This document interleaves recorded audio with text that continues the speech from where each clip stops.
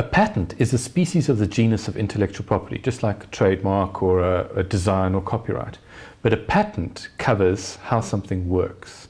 So a trademark would be a badge of distinction to distinguish one product from another, and a registered design is how something looks, what it looks like. A patent is a solution to a problem.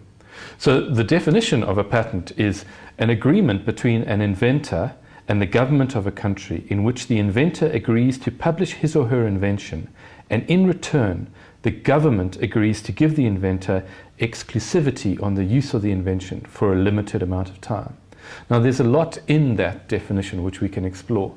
The first thing that we have to understand is that a patent is granted by the government. So there's no such thing as a world patent. If you wish to have patent protection in the United States, then you must engage with the United States authorities. The same is true for Australia. If you want a patent in Australia, then it has to be an Australian granted right. And so it is. So there is no such thing as a world patent, and global patent protection is a fragmented and expensive exercise.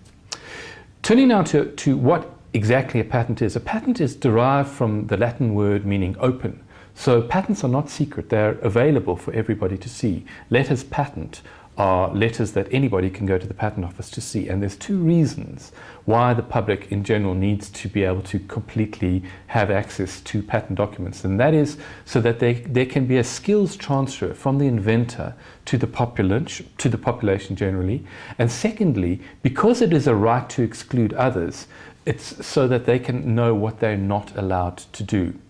And the reason behind, the logic behind a patent is that the government has an obligation to uplift the standard of living of its citizens. And how it does that is by solving problems which afflict the citizens in a particular country.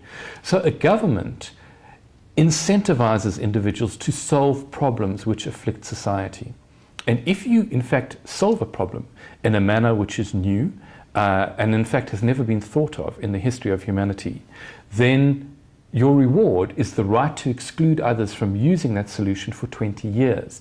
And in so doing, you, the inventor, the provider of that solution, accrue the fruits of being able to prevent others from using that invention. Now, it's very important to understand that a patent doesn't give you the right to exploit your invention. It just gives you the right to stop others from exploiting your invention. Consider, for example, pharmaceuticals.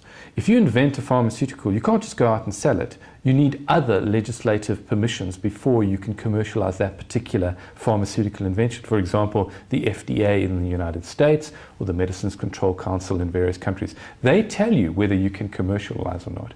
All a patent allows you to do is to stop others commercializing, to stop others from using your idea without permission.